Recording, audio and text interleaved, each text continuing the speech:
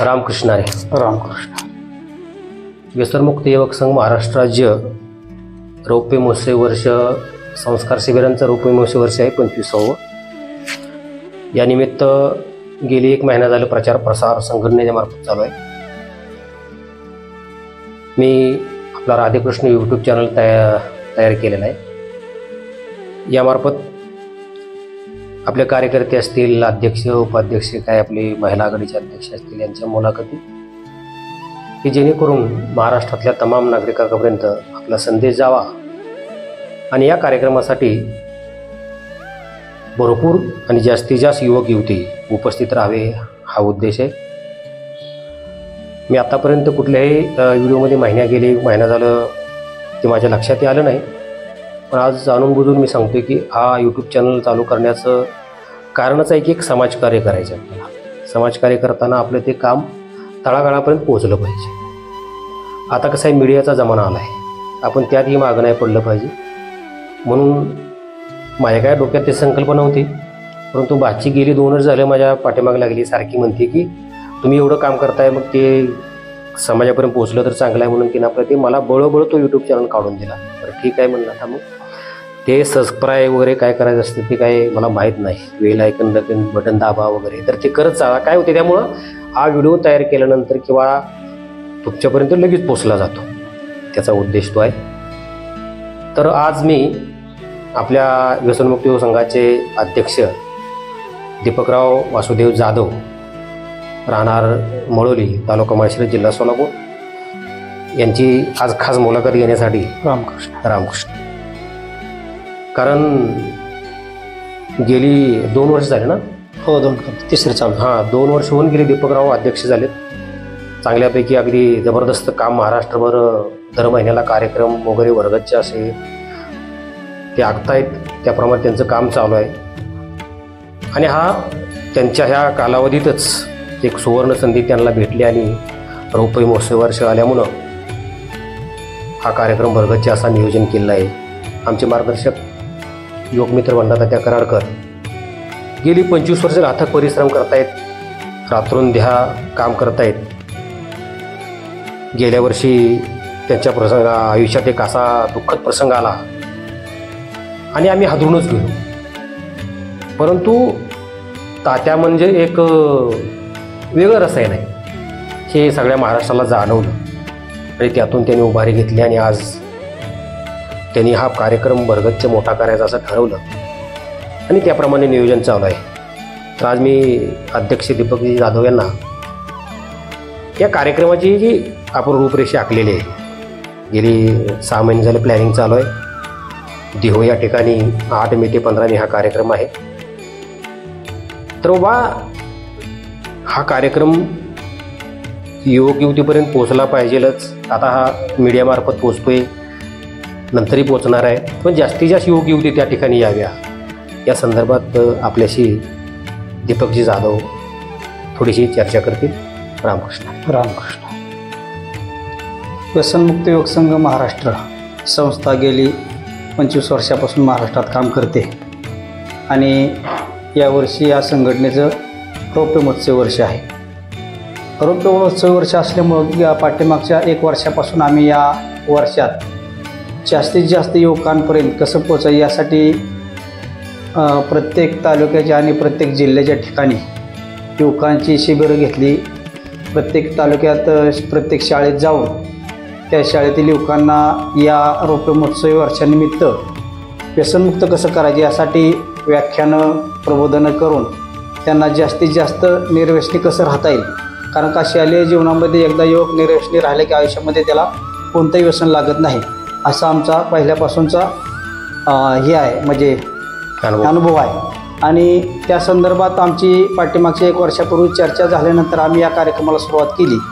महाराष्ट्रातील अनेक जिल्ह्यामध्ये, अनेक तालुक्यामध्ये आम्ही स्वतः जाऊन व्यसनमुक्त युवक संघटनेचे कार्यकर्ते त्या ठिकाणी जाऊन अगदी कोणत्याही पद्धतीचं मानधन न घेता स्वखर्चानं जाऊन त्या ठिकाणी व्याख्यानं, प्रबोधनं, चर्चासत्र घेऊन प्रत्येक भागातील शाळेतल्या मुलांना आम्ही प्रबोधन केलेलं आहे. आणि त्याचा रिझल्ट आपल्याला आता येईल ह्या 8 तारखेपासून देहू या ठिकाणी गाथा मंदिराच्या प्रांगणामध्ये व्यसनमुक्त युवक संघाचं राज्यस्तरीय 25वे शिबिर आपण घेत आहोत आणि या शिबिरासाठी असंख्य लोक, महिला, पुरुष, युवक, युवती येणार असून आपणही या सर्वांनी त्या उपक्रमात सहभागी व्हावा असं मी आपल्याला आमंत्रित करतो.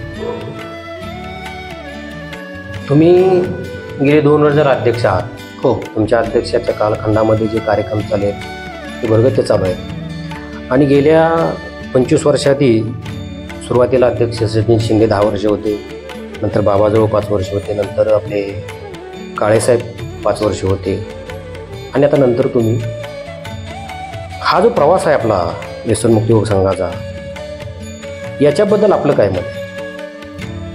व्यसनमुक्त युवक संघ म्हणजे एक जीवन जगण्याचं मोठं साधन आहे की अगदी माझ्यावरूनच विचार करायचा झाला तरी अगदी माझ्या जीवनात परिस्पर्श झाल्यासारखं या व्यसनमुक्त युवक संघाचं स्थान आहे. 2002मध्ये युवकमित्र बंडातात्या कराडकर यांचं आमच्या गावामध्ये धर्मवीर छत्रपती संभाजी महाराज या विषयावर व्याख्यान होतं आणि त्या व्याख्यानाच्या माध्यमातून त्यांनी जे प्रबोधन केलं की आजचा युवक कसा असला पाहिजे, आजचा युवक कसा जगला पाहिजे किंवा आजच्या युवकाच्या समोरच्या दिशा कशा असल्या पाहिजे, ते व्याख्यान ऐकल्यापासून मी प्रभावित झालो आणि 2 वर्ष याचा अभ्यास करून मी या संघटनेत कसं यायचं का नाही असं ठरवत होतो. आणि 2 वर्ष या विचार केल्यानंतर 2006ला मी पहिलं शिबिर सज्जनगडला या ठिकाणी आलो आणि सज्जनगडला आल्यानंतर त्या ठिकाणी असलेले संघटनेचं एकमेकांबद्दल बोलण्याची पद्धत किंवा युवकांना वागवण्याची पद्धत, भरकटत चाललेला युवक कसा काबूत आणायचा यासाठी त्यांना शिताफीनं कशा पद्धतीनं प्रबोधन करून किंवा त्यांच्या पद्धती त्यांना समजावून सांगून मोठमोठे महाराष्ट्रातील नामांकित वक्ते त्या ठिकाणी आणून की जे वक्ते केवळ बोलत नसून त्यांच्या ते बोलण्याचं जीवनात आचरण करत आहेत अशी मंडळी या व्यासपीठावर आल्यामुळं एक त्यांच्याकडे बघण्याचा दृष्टिकोन आमचा बदलून गेला आणि 2006 पासून मी या संघटनेकडे आकर्षित झालो. त्यावेळेला आमचे अध्यक्ष सन्माननीय सचिन शिंदे यांनी अगदी संघटनेचं जीव राखून एवढं भयंकर काम केलं की संघटना अगदी नावारूपाला आली.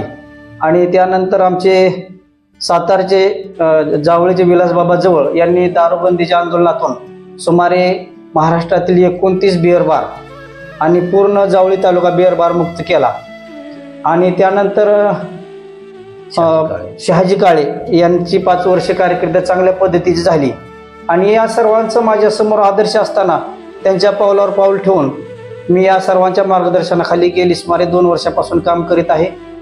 संघटनेमध्ये अनेक चांगल्या पद्धतीचे युवक आहेत, या सर्वांच्या मदतीनं हे काम उभं राहिलेलं आहे आणि भविष्यात संघटना आणखी कशी जास्त नावारूपाली यासाठी आम्ही सर्वजण प्रयत्न करू. मला दीपकरावजी हे विचारायचं आहे की महाराष्ट्रभर बऱ्याचशा संघटना आहेत, आता काम करताय, व्यसनमुक्त करतायत, सामाजिक काम करतायत. बऱ्याचशा संघटना काहीतरी हेतू असतो त्यांचा की बाबा काहीतरी मिळावं म्हणून. आता मी तर अगदी फाउंडर सदस्य आहे, अगदी 2000 सालापासून या संघटनेचं मी जवळून परीक्षण केलं. आता मी संघटनेचा म्हणजे पूर्ण वेळ कार्यकर्ता आहे, परंतु संघटनेमध्ये एकही कार्यकर्ता, अगदी इतका गरीब कार्यकर्ता आहे संघटनेमध्ये, परंतु कधीही 1 रुपयाची अपेक्षा नाही.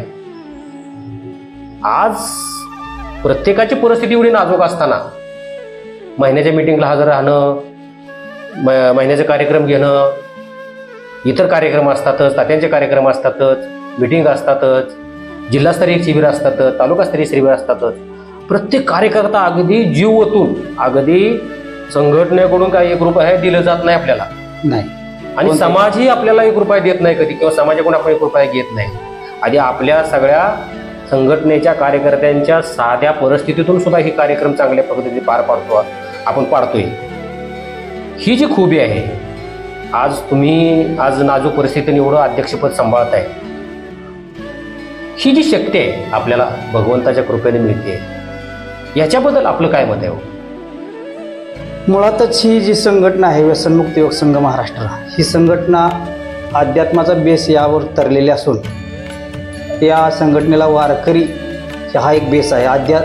अध्यात्म आणि व्यसनमुक्ती याची सांगड घालून ही संघटना उभा राहिलेली आहे. सामर्थ्य आहे चळवळीचे, जो जो करील तयांचे, परंतु तेथे भगवंताचे अधिष्ठान पाहिजे की ज्या राष्ट्रामध्ये आपण जन्माला आलो त्या राष्ट्राचं आपण काहीतरी देणे लागतो. ह्या हेतूनं युवक मित्र मंडळाच्या कराडकर यांनी आपलं संपूर्ण जीवन या सर्व राष्ट्रासाठी समर्पित केलेलं आहे.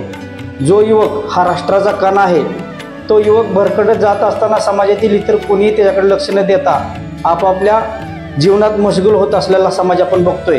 परंतु या समाजाचं काहीतरी देणं लागतो या उद्देशाने तात्यांनी 1998 साली ही संघटना स्थापन करण्यासाठी आतोनात कष्ट घेऊन ही संघटना स्थापन केली. तर त्यांनी संपूर्ण आपलं आयुष्य या संघटनेसाठी घालवलं असेल, समाजासाठी घालवलं असेल, तर आपण का घालवू नये. आपल्या समोरचे जे प्रेरणास्थान आहे किंवा आपले जे मार्गदर्शक आहेत, त्यांनी जीवनात कोणत्याही फळाची किंवा कोणत्याही पैशाची लोभाची अपेक्षा न करता आपलं जीवन समर्पित केलेलं आहे. त्यामुळे पुढं चालणारा मार्गदर्शक जर आपल्याला व्यवस्थित असेल तर पाठीमागची येणारी पिढी किंवा येणारे जे युवक आहेत ते आपोआपच त्यांच्याकडे आकर्षित होतात. आणि त्यामुळं परिस्थिती तुमची कशी असू दे, अगदी माझं जर उदाहरण सांगायचं झालं किंवा माझ्यापेक्षाही कितीतरी हालाकीची मुलं आहेत की जे रोज 300-400 रुपये हजेरीत कामाला जाऊन संघटनेच्या या काही कार्यक्रम न चुकवता प्रत्येक कार्यक्रमाला आपल्या स्वतःच्या खिशातून देणगी देऊन त्या ठिकाणी येतात. याचंच तुम्हाला चांगलं उदाहरण सांगायचं झालं तर आपल्या व्यसनमुक्त युवक संघटनेच्या माध्यमातून गेली 7 ते 8 वर्षापासून पिंपळद तालुका फलटण या ठिकाणी राष्ट्रबंधू राजूभाई दीक्षित गुरुकुल ही आपली संस्था उभा राहिलेली आहे. आणि या संस्थेसाठी अगदी 10 ते 15 हजार रुपये किमान पगार असणाऱ्या कार्यकर्त्यांनी सुद्धा 1-1 लाख रुपये देणगी देऊन ही संस्था आपले म्हणून उभा केली की जेणेकरून आपल्याच भागातील किंवा आपल्याच राज्यातील मुलांना कमी पैशामध्ये चांगल्या पद्धतीत शिक्षण कसं भेटेल ह्या पद्धतीसाठी ह्या पद्धतीनं आम्ही काम करतोय. जरी समजा आमचं प्रापंचिक नुकसान जरी होत असेल तर ती समाजासाठी सहन करण्याची क्षमता निश्चितच आम्हाला या कामातून नक्कीच मिळते आणि ते समाधानी सुद्धा आम्हाला लाभत आहे. गेली 25 वर्ष झालं अगदी तळागाळातला कार्यकर्ता, सर्वच कार्यकर्ते अगदी तन मन धन काय पाहायचे त्या गोष्टी देऊन अगदी अथक परिश्रम करतायत. आणि आज हे रोपटं एवढं वटवृक्षाच्या प्रमाणावर वाढ घेत आहे. अजून इथून पुढच्या काळामध्ये भरपूर काय काम करायचे आपल्याला, हे करता येईल. परंतु आत्ता सध्या जे महाराष्ट्रात या व्यसनाने जी असा विळखा पूर्णपणे आवळलेला आहे, म्हणजे गळाच आवळलेला युवकांचा, तो काय भयानक अवस्था आहे. मी पाठीमागल्या व्हिडिओमध्ये पहिलाकडच्या अध्यक्षाच्या मुलाखत घेताना तो बोललो थोडं, ते म्हणजे पाहायचं म्हणलं तरी ते अंगावर शहारे येतात. इतकी अवस्था बेकार आहे. शालेय जीवनात जास्त आहे. हा, शालेय जीवनातल्या अगदी मला तर वाटतं 4थी-5वीतली मुलंसुद्धा आज व्यसनाच्या आहारी चालली. हो, तर खरं आज काम करण्याची गरज ह्या व्यसनावरती आहे. तर माझं मत आहे की आपण थोडंसं त्यांना थोडासा संदेश द्यावा की आपले व्यसनमुक्त युवक संघाचे अध्यक्ष म्हणून महाराष्ट्रभर तो संदेश जाईल आणि आपण थांबूया. याचं मुख्य कारण असं आहे की अनुकरण, पिढी ही एकमेकाचं अनुकरण करून चालत असते. घरातील आजोबा जर तंबाखू खात असतील तर ते नातू पाहत असतो आणि नातू त्यांचं ते अनुकरण करत असतो. ह्या व्यसनाला जर थांबवायचं असेल तर घरातील जी मोठी माणसं आहेत त्यांनी अगोदर स्वतःपासून त्याची सुरुवात केली पाहिजे. आणि शालेय जीवनात जर तुम्ही पाहत असाल तर अनेक शिक्षक लोक मुलांसमोर उभा राहून तंबाखू खातात, सिगरेट ओढतात. आणि अनेक ठिकाणी आम्ही बोर्ड बघतो की तंबाखू मुक्त शाळा, ही फक्त नावाला बॅनर लावलेलं असते आणि आतमध्ये म्हणजे सिगरेट ओढणारे शिक्षक असतात, तंबाखू खाणारे शिक्षक असतात, गुटखा भयान अवस्था. यांना जर आपण सांगायला गेलो तर ते म्हणजे त्याची जाणीव न राखता आपल्याला उत्तर देतात की तुम्हाला याच्याशी काय देणं घेणं आहे. तर शासनाने याबद्दल कडक निर्बंध आणून की बाबा शालेय जीवनातील विद्यार्थ्यांना शालेयाच्या आसपास असणारं त्यांचं पानपट्टी असू द्या किंवा दारूबंदीची दारू विक्री करणारे दुकान असू द्या, ह्याला पूर्णपणे पायबंद घालावा. आणि त्यांना जर होत नसेल तर ती एखादी संस्था, आमच्यासारखी प्रामाणिक संस्था आहे, त्या संस्थेशी संलग्नित होऊन त्यांनी जर काम चालू केलं तर निश्चितच भविष्यात येणारी तरुण पिढी निर्व्यसनी नक्कीच बनेल आणि समाजाच्या हितासाठी नक्कीच काम करेल, एवढं मी आपल्या याद्वारे सांगू शकतो. आता आमच्या अध्यक्षांनी बराचसा उहापोह केला या व्यसनमुक्तीवरती आणि या कार्यक्रमावरती. मी जाता जाता एक संदेश सर्व महाराष्ट्रासाठी असा देईन काय मागच्या पिढीने काय केले बघत बसण्यापेक्षा आत्ताची पुढची पिढी आपण वाचवूया. कारण आत्ता जे झाले ते झाले, परंतु आत्तापासून आपण एक संकल्प करूया की बाबा इथून पुढच्या काळामध्ये आत्ताच्या सध्याची काय जाणकार मंडळी यांनी थोडंसं आपल्याला सामाजिक बांधिलकी म्हणून, आता दीपकरावांनी सांगितलं की जर जे वडील करतील त्याप्रमाणे जे वडील करतात तेच मुलं करतात. बरंचसं काय बोलण्यासारखं याच्यावरती, पण मर्यादा असतात. त्या मर्यादेत आम्ही थांबायचं आहे आम्हाला. तर सर्व महाराष्ट्रातील किंवा सर्वांनाच मी विनंती अशी करतो की आपला आदर्श कोणीतरी घ्यावा, असं जीवन जगावं माणसाने. तर इथून पुढच्या काळामध्ये आपण जर कुठलं व्यसन करत असाल तर ते व्यसन आपण सोडावं. आणि आत्ता जो महाराष्ट्राचा कार्यक्रम आहे व्यसनमुक्ती संघाचा रौप्य महोत्सव वर्ष हो, या निमित्त 8 मे ते 15 मे भरगच्च असा जबरदस्त कार्यक्रम आहे. या कार्यक्रमात आल्यानंतर तुम्हाला कळेल, कारण आम्ही घडलोय या कार्यक्रमांमुळे. असे हजारो युवक घडले तर महाराष्ट्रभर.